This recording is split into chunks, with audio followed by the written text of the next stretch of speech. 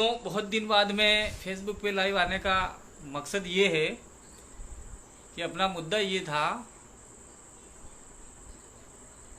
अनुसूचित क्षेत्र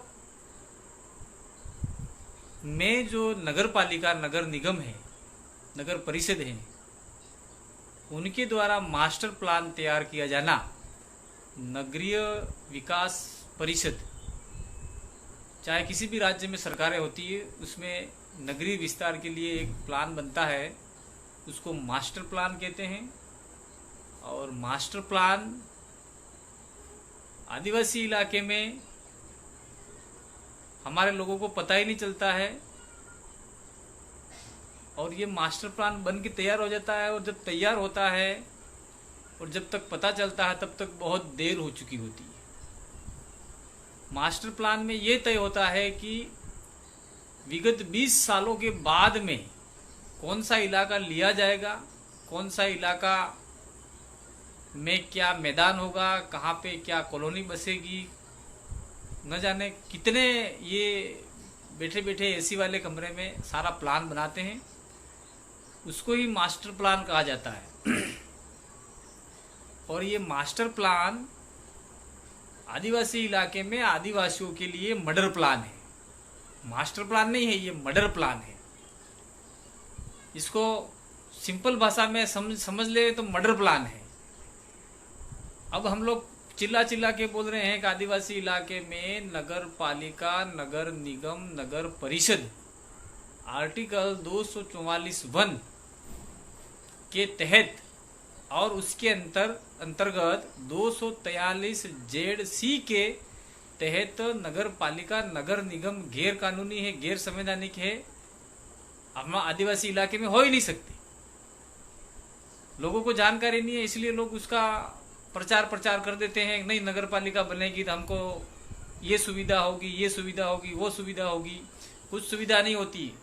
नगर पालिका बनने के बाद में आपका जमीन है, उस जमीन पे आप मकान नहीं बना सकते, मोटी रकम लेते हैं। अभी डूंगरपुर के आसपास जितने भी आदिवासी और जो गरीब तबके के लोग हैं आदिवासी के अलावा, उनकी जमीन होते हुए भी वो खुद का मकान नहीं बना पा रहे हैं। ये हमारे इलाके की स्थिति को बता रहा हूँ। यानी पूरे देश भर के आदिवासी इलाके में यही स्थिति है कि आदिवासी के पास जमीन होते हुए भी वो उसको आबादी कन्वर्ट नहीं करा सकता, और आबादी कन्वर्ट कराने के लिए फाइल लगाता है तो मोटी रकम वसूली जाती है, और संबंधित पटवारी, गिरदावाल जो भी हैं, तहसीलदार जो भी मानो पूरे देश में, वो मोटा कमीशन मांगते हैं और उस जमीन का आधा हिस्सा मांगते हैं कि भाई आपको कन्वर्ट करा के देंगे तो हमको इतना प्लॉट देना पड़ेगा, इतनी जमीन देनी पड़ेगी। ये स्थिति यहाँ पे है। और आदिवासी इलाकों में देखा जाए तो स्थिति ये बनी हुई है कि आदिवासी के पास बीघा भर जमीन है, मतलब 4-5 बीघा जमीन है, लेकिन वो आदिवासी उस जमीन को सही तरीके से उपयोग नहीं कर पा रहा है, क्योंकि खेती के लिए दूसरे पास में खेत है ही नहीं, तो वो प्रकीर्ण होता ही नहीं है, तो फसल अच्छी तरह से नहीं पकती है। और हमने ये देखा है, जैसे अभी माउंट आबू के अंदर आदिवासियों के पास जमीन है, लेकिन आदिवासी एक झोपड़ी में रहने के लिए मजबूर है। आबू पर्वत के ऊपर 12x12 का उसमें झोपड़ी बनाते हैं, उसमें पति पत्नी, उसके बच्चे, उसकी बहू, यानी 7 सदस्य उसमें रहने के लिए मजबूर हैं, उसके बाद जमीन होते हुए भी। और जो बाहर के लोग आते हैं, बाहरी लोग आके जमीन खरीदते हैं, वो फटाफट उनको परमिशन मिल जाता है और मकान बना लेते हैं। तो आपके जहाँ अनुसूचित क्षेत्र है, आदिवासी इलाके है, नगर परिषद है, उस नगर परिषद के अंदर भी आपको भारतीय संविधान में आपको पावर दे रखा है 5वीं अनुसूची के अंतर्गत कि संबंधित ग्राम सभा बनेगी, चाहे आपका नगर पालिका पहले से बन गया हो, परिषद पहले से बन गया हो, लेकिन आदिवासी की रूढ़ी और परंपरा जिंदा है, तो आपको कस्टमरी परंपरागत ग्राम सभा का गठन करना होगा, उस ग्राम सभा से विरोध कराना होगा। और इसके बावजूद भी ये लोग नहीं मानते हैं, तो हमारे पास अपने अपने राज्यों की हाईकोर्ट्स हैं, उस हाईकोर्ट के अंदर सारे मिल के उसमें अपन लोग जा सकते हैं और रिलीफ ले सकते हैं। हमें कानून पे पूरा भरोसा है, भरोसा रखना पड़ेगा और लड़ना पड़ेगा। दूसरी बात हमने ये कहा था कि अभी हमारा राजस्थान का ही मैटर ले लेते हैं। उदयपुर और प्रतापगढ़ जिले में 2 नगर पालिका का गठन किया जा रहा है। किसरिया जी यानी ऋषभदीप, धुले बोलते हैं उसको, और एक दरियावाद। तो लोगों को पता ही नहीं है नगर पालिका बनेगी तो हमारा बोर्ड बनेगा। ऐसे कांग्रेस बीजेपी वाले और जितनी भी राजनीतिक पार्टियां हैं, चाहे कोई भी पार्टियां हो, वो लोगों को बरगलाते रहते हैं कि नहीं अपना बोर्ड बनेगा, अपना सभापति बनेगा, अपना ये बनेगा, ऐसा करके लोगों को बरगलाते रहते हैं। और भूमाफिया लोग हैं वो भी बरगलाते रहते हैं। इसलिए अभी ये जो दोनों नगर पालिका बन रही है वो संविधान के तहत गैर वाजिब है, गैर संवैधानिक है। इसलिए मैं अपील करना चाहता हूं कि संबंधित इलाके के लोग कोर्ट में जाए, स्टे लाए और सरकार को बता दें कि भाई हमारे इलाके में नगर पालिका हमको नहीं चाहिए, हमारी पंचायत है वो सही। दूसरा, मैंने ये देखा है कि सरकारी रेट बहुत कम है प्लॉटों की, डीएलसी रेट में बहुत कम है। और जितने भी भूमाफिया दलाल यहाँ पे जितने भी आदिवासी इलाके में, मैं उदाहरण मेरा डूंगरपुर का दे रहा हूँ। डूंगरपुर बस स्टैंड से थोड़ा सा आगे निकलने के बाद में अरे इतने आसमान छूती, जितनी तो दिल्ली और जयपुर में भी कीमतें नहीं है, ऐसी कीमतें यहाँ दलालों ने कर रखी है। और वो जमीन सारी आदिवासियों की कम कीमत में बिल्कुल कौड़ी के भाव लेकर उसको करोड़ों रुपए कमाए जा रहे हैं। तो मैं सरकार से दरखास्त करना चाह रहा हूँ, जिला प्रशासन से भी कहना चाह रहा हूँ कि ऐसे भूमाफियाओं को चिन्हित किया जाए और ऐसे के खिलाफ हम लोग आंदोलन छेड़ेंगे अगर आप नहीं करते हो तो। दूसरा, मैंने ये कहा था कि ये नगर पालिका और मास्टर प्लान, विशेषकर मैं डूंगरपुर की बात करूंगा अभी, ये आपके इलाके को भी आप लोग इसको ले सकते हैं। डूंगरपुर के अंदर भी 18 गांव तो लिस्टेड है और ऊपर के 5-6 गांव हैं वो राजस्व वो लिस्टेड नहीं किए, लेकिन वो उसके अंदर इंक्लूड किए हुए हैं। तो 18 गांवों की ज़मीन बचानी है हम लोगों को। अब ज़मीन के लिए लड़ाई लड़नी पड़ेगी। ज़मीन है तो हमारी परंपरा रहेगी, हमारा कस्टम रहेगा, हमारी संस्कृति रहेगी। ज़मीन चली गई तो कुछ रहने वाला नहीं है। इसलिए ये 18 गांव के लोगों को मैं अपील करना चाहता हूं कि आप लोग तैयार हो जाए। हम लोग आपके साथ में कंधे से कंधा मिला के सरकार, प्रशासन और यहाँ लड़ाई लड़ेंगे। नहीं जमा तो अपन को कोर्ट जाना पड़े तो हम कोर्ट का सहारा भी ले सकते हैं। आप कतई घबराए नहीं, आपकी ज़मीन नहीं जा सकती है। लेकिन अगर आप लोग सोते रहे, आपने आवाज़ उठाई नहीं, तो निश्चित रूप से ये ज़मीन जाएगी। ये आदिवासी इलाके का मामला पूरे देश में है। छोटा सा वीडियो, छोटा सा ही बात रखने के लिए मैंने बोला था, तो हम बात छोटी सी रखेंगे, लंबी बात नहीं रखेंगे, क्योंकि कुछ लोग इसको डाउनलोड करके यूट्यूब पे भी चढ़ाना चाहेंगे। तो नगर पालिका, नगर निगम, नगर परिषद आदिवासी इलाके में हमारी भाषा में बोला जाए तो नरक पालिका है, नरक परिषद है, नरक निगम है। तो इस नरक में नहीं जाना है। नरक में जाएंगे तो आने वाली पीढ़ी हमारी तबाह हो जाएगी। तो साथियों, में इतना कहना चाह रहा हूं कि आप लोग नगर पालिका का विरोध कीजिए। संविधान आपके साथ में है, 5वीं अनुसूची में साफ लिखा हुआ है। दूसरा, ये मास्टर प्लान जो पूरे आदिवासी इलाके में पनप रहे हैं, उस मास्टर प्लान का भी विरोध करना पड़ेगा। ये मास्टर प्लान नहीं है, मैंने पहले शुरुआत में ही बोला है, ये मर्डर प्लान है। इस मर्डर प्लान में हमारे बाप दादाओं ने हजारों साल से जो हमारी ज़मीन बचा के हमको दी है, उस ज़मीनों को लेने के लिए ये मर्डर प्लान बनाया जा रहा है। इस मर्डर प्लान का विरोध हमको करना होगा। पूरे देश भर के आदिवासियों के लिए ये एक संदेश है। अब हम आते हैं हमारे लोकल एजेंडे पे।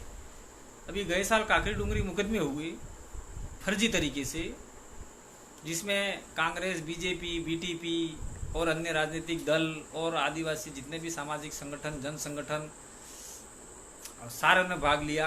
और अंत में षड्यंत्रपूर्वक हाईवे जाम करके 5000 युवा और ग्रामीणों और बहुत से आदिवासियों के ऊपर मुकदमे हुए और सरकार ने कहा था हम लोग मुकदमे नहीं करेंगे और ये आंदोलन ख़त्म कर दो। ऐसा करके खेरवाड़ा में बहुत बड़ी मीटिंग हुई, सरकार बैठी, अधिकारी बैठे, चर्चा हुई और आंदोलन ख़त्म हुआ। उसके बाद में इनकी धरपकड़ आज तक जारी है। किसी एक सदस्य को मुकदमे के अंदर ले जाते हैं, उसकी जेसी होने के बाद में, उसकी जमानत होने के बाद में जैसे ही जमानत हुई दूसरे मुकदमे के लिए पुलिस वहां तैयार रहती है। इस प्रकार से इस आदिवासी इलाके के लोगों को, आदिवासियों को हैरेसमेंट किया जा रहा है। ठीक उसी प्रकार जैसे उधर जो छत्तीसगढ़, झारखंड, उड़ीसा, महाराष्ट्र, मध्य प्रदेश के इलाकों में नक्सलवाद के नाम से आदिवासियों को डराया जा रहा है, तो इधर ये काकड़ी डूंगरी मैटर को लेकर आदिवासियों को डराया जा रहा है। कोई अलग नहीं है।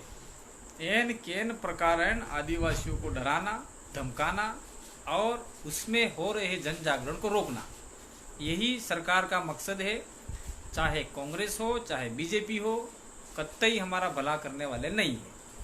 ये आज देश आज़ाद हुआ, 1952 से आम चुनाव हुए, 52 से लेके आज 2021 आ गया, लेकिन आदिवासी इसी आस में है कि कांग्रेस हमारा भला करेगी, बीजेपी हमारा भला करेगी, फलाना हमारा भला करेगा, तीसरा भला करेगा। ये भला होने वाला नहीं है। हमको खुद को लड़ना होगा, खुद को तैयार करना होगा, हमारे लोगों को तैयार करना होगा और विधानसभा और लोकसभा में हमारे युवाओं को भेजना होगा और दिल्ली में जाके हमारी आवाज़ बुलंद करें। आज 47 सांसद आदिवासियों के रिजर्व कोटे से जीत के जाते हैं, लेकिन एक भी आदिवासी के मुद्दे को लेके या 5वीं अनुसूची के मुद्दे को लेके 47 सांसदों में से किसी भी सांसद ने बात नहीं रखी है, कहीं नहीं रखी है। आप देख लीजिए, उसको डिबेट पढ़िए लोकसभा का, देखिए उसको, कोई सांसद बात रखने के लिए तैयार नहीं है। वो पिछल को बना हुआ है, पार्टियों का गुलाम बना हुआ है और वो अपने मन में विचार करता है कि मैं अगर आदिवासियों के बारे में बोल दूंगा तो आने वाले समय में मेरे को टिकट नहीं मिलेगा। इसलिए वो डरे हुए हैं और गुलाम है। अपने सिंपल भाषा में बोले तो गुलाम है वो लोग, इसलिए अपनी बात रखने वाले नहीं है। तो पूरे देश के आदिवासियों को एक होना पड़ेगा। और हमारे ये जो राजस्थान में काकड़ी डूंगरी मैटर हुआ 1167 पद को लेके, शिक्षक भर्ती को लेके, उसमें कहा गया कि नहीं ये तो जनरल की सीटें हैं। अरे आदिवासी इलाके में ये इलाका ही प्रिविलेज है, आदिवासियों के लिए स्पेशल राइट्स दे रखा है। जब इस इलाके में हमारे लोग पढ़े लिखे नहीं होते थे उस समय तो जनरल से भर देते थे। आज आदिवासी पढ़ लिख गया है तो उसको भरने में कौन सी दिक्कत आ रही है उन लोगों को। और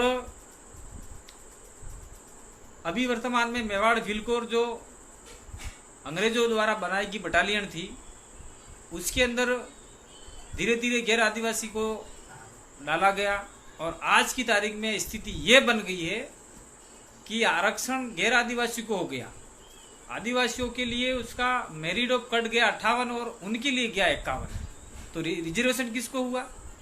अब सने सने प्राइवेटाइजेशन करके कंपनियां प्राइवेट कर रहे हैं, स्कूलें प्राइवेट कर रहे हैं, सारे देश में प्राइवेट कंपनियों को लाके आदिवासी इलाके को मामला खत्म कर रहे हैं और शहर का विस्तार करके ये जो आपका जनरल ट्राइबल सीट रिजर्व है उस सीट को खत्म करना चाह रहे हैं। जैसे अपन देखा जाए तो जैसे अभी उदयपुर का ले लीजिए, उदयपुर शहर और उदयपुर ग्रामीण। तो शहर पहले जो शेड्यूल एरिया में हुआ करता था, अब आज की तारीख में वो नॉन शेड्यूल एरिया घोषित कर दिया है। और ये लोग चाहते हैं कि नहीं हमारा नगर पालिका बनने से हमारा भला होगा। कोई भला नहीं होगा। पूरे देश में नगर पालिका बनने से आदिवासी इलाके में आदिवासियों का नुकसान ही होगा।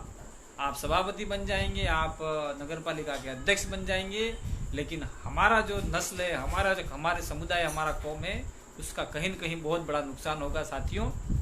इसलिए मैंने पहले 3 ही मुद्दे को लेकर बात करने को कही थी। ये जो मास्टर प्लान है, अभी वर्तमान डूंगरपुर की अधिसूचना जारी हुई है, तो 18 गांव के लोगों को एक मुश्त आना होगा, आवाज़ को बुलंद करना होगा। हम आगे नेतृत्व करने के लिए आपके साथ में कंधे से कंधा मिला के लड़ने के लिए तैयार हैं। ये डूंगरपुर का उदाहरण दिया है, ठीक उसी प्रकार पूरे देश में मास्टर प्लान बन रहा है आदिवासी इलाकों में, और आदिवासियों को खदेड़ने का काम हो रहा है। ये नरक पालिका, नरक परिषद बन रहा है, उसमें आदिवासियों के लिए खतरा है। और अपने हक अधिकार के लिए आदिवासी आवाज़ उठा रहे हैं, तो पूरे देश में आदिवासी की स्थिति को दबाया जा रहा है। तो उसके लिए भी हमको आवाज़ उठाना होगा और पूरे देश के आदिवासियों को एक होना होगा। और मैं खास करके विशेष करके कहना चाह रहा हूँ कि आदिवासी, राजस्थान के आदिवासी क्षेत्र, हमारे अनुसूचित क्षेत्र के भील आदिवासी समुदाय को, कि जो पूर्वी राजस्थान का मीणा समुदाय है वो कहीं न कहीं अब काकरी डोगरी मैटर को लेके संवेदनशील हुआ है और हमारा सहयोग करने के लिए तैयार है। तो हम बहुत जल्द एक निश्चित रूप में एक डेट फिक्स करेंगे और उस फिक्स डेट में पूरे राजस्थान में हम लोग ज्ञापन देंगे और खंड स्तर पे देंगे, फिर जिला स्तर पे देंगे और फिर संभाग स्तर पे देंगे। उसके बाद में अगर हमारे बात नहीं मानी जाती है तो हम लोग विधानसभा का घेराव भी करेंगे। ये चर्चा हमारी लगातार जो मीणा इलाके के आदिवासी लीडर्स हैं, नेता हैं, छोटे मोटे जो भी है हमारे संगठनों के, उनसे हमारी चर्चा हो रही है। और हम लोग ये जितने भी एमएलए जो जीत के गए हैं समाज का सर्टिफिकेट लगा के, उनको भी कहना चाह रहे हैं कि आज आदिवासी इलाके के आदिवासियों को दबाया जा रहा है, आने वाले समय में आपके इलाके के लोगों को दबाया जाएगा। इसलिए मैं मीणा कम्युनिटी के जो हमारे बेरोजगार साथी हैं और जो सामाजिक संगठन चला रहे हैं, उनसे अपील करना चाह रहा हूं कि आप लोग वहां के एमएलए के ऊपर दबाव बनाइए और इस मुद्दे को विधानसभा में बड़े दबंगता के साथ रखें और विधानसभा घेराव में हमारा साथ सहयोग करें। अगर ये जो लोग नहीं करते हैं तो आने वाले समय में ऐसी स्थिति पैदा कर दो कि जो समाज के नाम का वोट ले जाके और समाज को ही बेचने का काम करते हैं, ऐसे नेताओं को आने वाले समय में कुर्सी से हटाना होगा और युवाओं को आगे आना होगा, ताकि हमारी असली बात वहां विधानसभा तक पहुंचे और असली बात लोकसभा तक पहुंचे। ये अगर हमने किया आने वाले समय में तो निश्चित रूप से ये होगा। और अनुसूचित क्षेत्र के आदिवासियों को मैं विशेष करके कहना चाह रहा हूं कि ग्राम सभा को मजबूत करना होगा। जो हमारी परंपरागत ग्राम सभा है, उस ग्राम सभा को मजबूत करेंगे तो निश्चित रूप से दबाव बनेगा और ग्राम सभा के प्रस्ताव को कलेक्टर भी नकार नहीं सकता। ग्राम सभा के नियम बनाए हैं, ग्राम सभा के जो कायदे बनाए गए, उस कायदों से ऊपर कलेक्टर भी नहीं जा सकता। इतना पावर आपकी ग्राम सभा को दे रखा है। और लोग सोचते होंगे कि यार हम नॉन शेड्यूल एरिया के लोग हैं।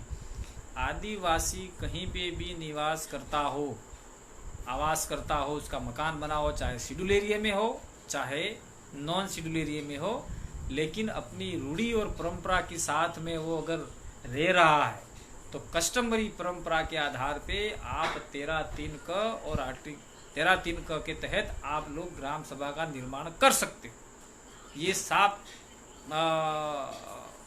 समझ लीजिए आप लोग।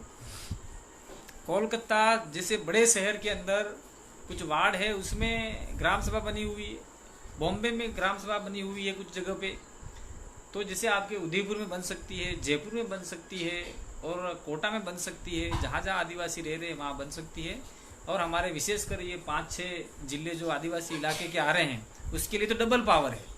आर्टिकल 244(1) का पावर है, 13(3) का पावर है। ये सारे पावर आपके पास हैं और कस्टम और परंपरा के आधार पर ग्राम सभा का निर्माण करना होगा और सरकार के साथ में अपनी बात रखनी होगी। सरकार नहीं मानती है तो हमें दबाव बना के भी हमें काम करना पड़ेगा। दूसरी बात, हम लोग एक बात और कहना चाह रहे हैं पूरे देश के आदिवासियों को, 7.5% रिजर्वेशन, 7.5% रिजर्वेशन कब से मिल रहा है? ये आदिवासी की जनसंख्या 7.5% ही है क्या? कौन आवाज उठाया लोकसभा में? जिसने आपको वोट दिया एक भी आदमी बोला? गूंगा, बहरा? मैं तो कहना चाह रहा हूँ कि ये वो लोग हैं, कोई आवाज नहीं उठाया। हमारी जनगणना कितनी है देश भर में? आज कितने आदिवासी जेलों में बंद हैं? आज कितने आदिवासी जंगलों में रह रहे हैं जहाँ वो जनगणना वाला आदमी नहीं पहुँच रहा है? तो आज की तारीख में देखा जाए तो हम लोग 10% से ऊपर कूद चुके हैं। 12% के आसपास पूरे देश में आदिवासी जनसंख्या है। तो ये 7.5% को आगे बढ़ाना होगा। रिजर्वेशन का मामला है, लेकिन अभी आप लोग रिजर्वेशन करते करते रह जाएंगे और इन्होंने चारों तरफ से चारों खाने चित कर दिए हैं और हमारा कोई भी आदमी बोलने के लिए तैयार नहीं है। चारों खाने चित हो चुके हैं रिजर्वेशन के नाम से। सिर्फ एक ही रिजर्वेशन आपको दिखाई देता है, पॉलिटिकल रिजर्वेशन। ये पॉलिटिकल रिजर्वेशन के नाम से हमारे लोग चुन के जाते हैं, चाय समोसा कचौरी न जाने क्या क्या खा के आते हैं, जनता की आवाज़ उठाते नहीं हैं। और यहाँ के आदिवासियों के मूल मुद्दे आज तक किसी ने उठाए है नहीं। कांग्रेस ने इतने साल राज किया, कुछ नहीं किया, आदिवासियों को धीरे धीरे मारा। बीजेपी अभी वर्तमान में दोबारा राज कर रही है, पहले भी 5 साल थी, अभी भी चल रही है। उन्होंने भी आदिवासियों को मारने का काम किया।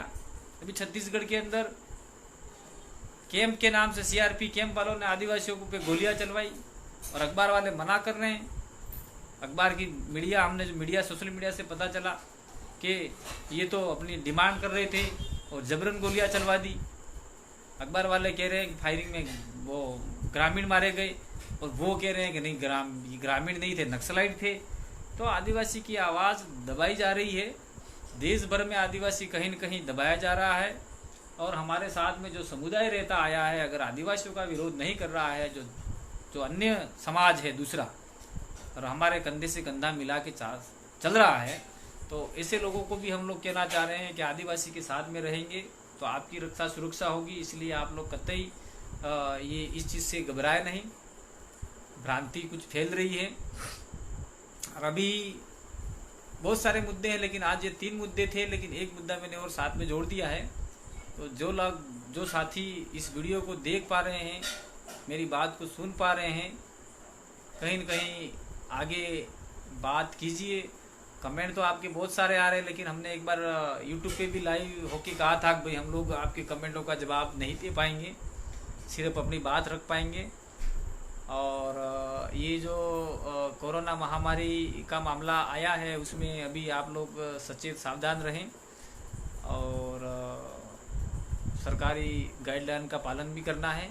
पर अंत में एक ही बात कहने के जाना चाह रहा हूँ मैं, आज की डिबेट यहीं ख़त्म करेंगे क्योंकि लंबा नहीं लेना है। एक तो आपका ये पूरे आदिवासी राज्य, हमारे राजस्थान के जितना भी आदिवासी क्षेत्र है उसमें मास्टर प्लान तैयार हो रहा है, आपको पता ही नहीं है।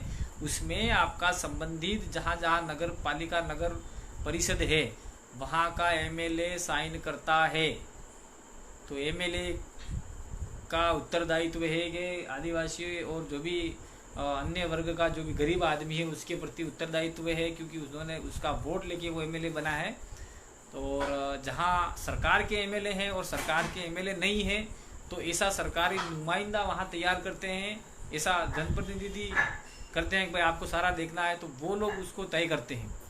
इसलिए सबसे पहले तो आप लोग अपने स्तर पे एमएलए का घेराव कीजिए, उसके बाद में जिला मुख्यालय पे हम लोग बड़ा आंदोलन कर सकते हैं ये मास्टर प्लान और मर्डर प्लान और आपका नरक पालिका और नरक परिषद के ऊपर। और देश भर में सारे आदिवासियों से मेरा अपील है कि जब मास्टर प्लान बन के तैयार हो के आपके पास आएगा और आप ऑब्जेक्शन में जाओगे, तब तक आप बहुत देर कर चुके होंगे। अभी उसके लिए एक इश्तिहार निकलता है, विज्ञापन निकलता है, उस विज्ञापन में साफ बोला जाता है कि जिसको आपत्ति है वो आपत्ति दर्ज करवाएं। लेकिन हमारे लोग पढ़े लिखे नहीं हैं, अब सने सने पढ़ रहे हैं। तो जो पढ़े लिखे लोग हैं वो भी जन जागरण करने से कतरा रहे हैं। कुछ लोग या राजनीतिक दबाव में या प्रशासनिक दबाव में, लेकिन हमारे लोगों को जगाना होगा, ज़मीन को बचाना होगा, तो ही आदिवासी बचेगा। और हमारी अब की लड़ाई जो होगी वो ज़मीन के लिए होगी, हमारे अस्तित्व के लिए होगी। इसलिए ज़मीन है तो हम हैं, ज़मीन नहीं है तो हमारा अस्तित्व नहीं है भाइयों। इसलिए मेरा ये अंतिम नहीं, मेरा ये निवेदन है आप लोगों से कि आप लोगों को जगाइए और हमारे ये ज़मीन की लड़ाई है उसमें भागीदारी निभाइए। और मैंने एक बात बीच में छोड़ दी थी, पूरा नहीं कर पाया था कि आपका जो आरक्षण है, आपका जो प्रतिनिधित्व है, आरक्षण नहीं ये एक प्रतिनिधित्व है, अपनी भागीदारी है, वो भागीदारी धीरे धीरे ख़त्म हो रही है। और आज हम देश भर में जनसंख्या के अनुपात में रिजर्वेशन की बात कर रहे हैं, लेकिन हमारा जो मामला है कि आपकी 5वीं अनुसूची के अकॉर्डिंग 244 में जो भी हमारा प्रावधान है उसके अकॉर्डिंग हमको रिजर्वेशन दिया जाए। लेकिन जनसंख्या के अनुपात में भी कुछ लोग बात कर रहे हैं, तो जनसंख्या के अनुपात में भी एक बार हमको मिल जाता है तो हमारे इलाके में अब हमारी संख्या 75 के आसपास हो गई है, तो वो भी नहीं कर रहे हैं। अभी आपका ये मेवाड़ भीलकोर में सारे हमारा रिजर्वेशन कहीं ख़त्म कर दिया, ये एक उदाहरण है पूरे देश के आदिवासियों के लिए। तो आप लोगों को निवेदन है कि आप लोग देश भर के आदिवासी प्रतिनिधित्व रिजर्वेशन के लिए भी आपको आगे आना होगा। मेरा संगठन ये है, मैं ये हूँ, मैं ये पदाधिकारी हूँ, मैं उसके नीचे नहीं जाऊँगा, मैं वो नहीं करूँगा, ऐसा कतई नहीं करना है। हमको को रिलेशन बनाना होगा, सहसंबंध बनाना होगा, और अपना जो जो ईगो है वो ईगो को कहीं न कहीं हमको त्यागना होगा। अगर ईगो हम त्यागेंगे तो निश्चित रूप से हम राज्य टू राज्य हमारा कोरिलेशन बनेगा, और 4-5 राज्य का कोरिलेशन बनने के बाद में और आगे बनेगा, और हम अनुसूचित क्षेत्र के 10 राज्यों में पहुंच पाएंगे, और 10 राज्य प्रयास करके हम लोग 6 शेड्यूल में आदिवासियों से कोरिलेशन बना के देशव्यापी, इंडिया व्यापी आदिवासी जन गण आंदोलन तैयार करना होगा। क्योंकि आने वाला भविष्य बहुत खतरनाक है।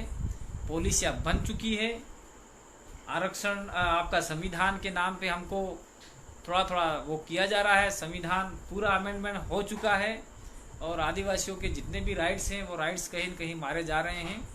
आपके संबंधित विधानसभा में एमएलए नहीं बोल पा रहा है, किसी भी राज्य में आपके संबंधित जो एमपीज भेजा गया है वो बोल नहीं पा रहा है। तो आने वाले समय में ऐसे गूंगे बहरे और गुलाम आदमी को भेज के समाज का और समुदाय का नुकसान मत करवाइए।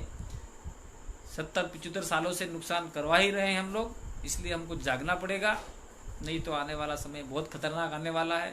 राजनीति करने के लिए नहीं कह रहा हूँ मैं, समुदाय बचाने के लिए बोल रहा हूँ भाइयों। तो आपने मेरी बात को सुना, थोड़ा समय आपका ज़्यादा ले लिया। आने वाले समय में हम वापस और किसी मुद्दे को लेके बैठेंगे, इसीलिए अंत 2 बार बोल चुका हूँ। ये आपका मास्टर यानी मॉडल प्लान का विरोध करना है पूरे देश के आदिवासियों को। डूंगरपुर और ये आदिवासी इलाका राजस्थान का, उसका आपको विरोध करना है। और ये नरक पालिका, नरक परिषद, ये नगर है वो नहीं है, ये नरक है, तो इसका विरोध करना है। ग्राम सभा का आपको गठन करना है, और आपका ये जो हमारा प्रतिनिधित्व है, भागीदारी यानी रिजर्वेशन है, उसके लिए हमको आगे आना होगा। 34 है आपका आदिवासी जो जितने भी सामाजिक संगठन हैं उनको को रिलेशन, आपसी तालमेल बना के काम करना होगा। और हमको अधिकतम युवा लोकतंत्र के उसमें जहाँ फैसले होते हैं उस भवन में भेजने होंगे, मंदिर नहीं बोलेंगे, उस भवन में भेजने होंगे, ताकि हमारे हित में वो बोल पाएँ। धन्यवाद, जोहार। मैं बिल प्रदेश से लाइव था, इसलिए हमारा टेरिटरी है मध्य प्रदेश, गुजरात, राजस्थान, और इस 4 राज्यों को मिला के हम लोग इसका मूवमेंट चालू कर रहे हैं। उसके लिए भी जय बिल प्रदेश बोल रहे हैं। अंत में ये काकड़ी डूंगरी मैटर को लेके मैं पूर्वी राजस्थान के मीणा भाइयों से कहना चाह रहा हूँ कि आप लोग एक दिन फिक्स कीजिए, हम लोग यहाँ बात करते हैं।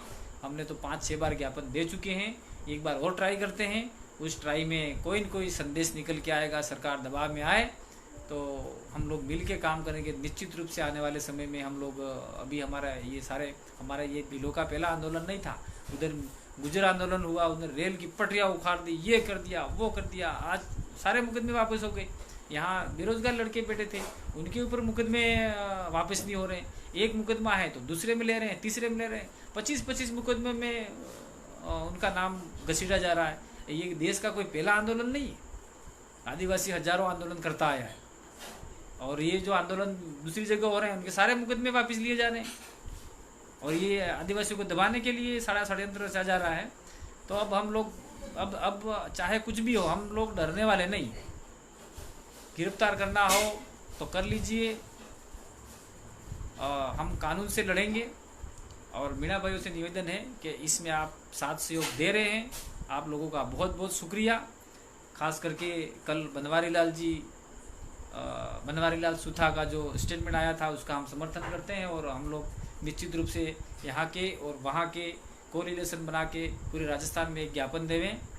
और मैं देश भर के आदिवासियों से कहना चाह रहा हूँ कि काकड़ी डूंगरी मैटर को लेके आप लोग भी अपने राष्ट्रपति को ज्ञापन दे सकते हैं, जिसे हम लोग उस दिन तय करते हैं, तो हमारा राष्ट्रव्यापी आंदोलन हो सकता है, राष्ट्रव्यापी ज्ञापन हो सकता है। तो आप लोग हमारा सहयोग कीजिए, हम आपका सहयोग करें, क्योंकि हम एक ही हैं, हमारी संस्कृति एक है, हम लोग आदिवासी हैं। बहुत बहुत धन्यवाद। जोहार, जय आदिवासी, जय भील प्रदेश।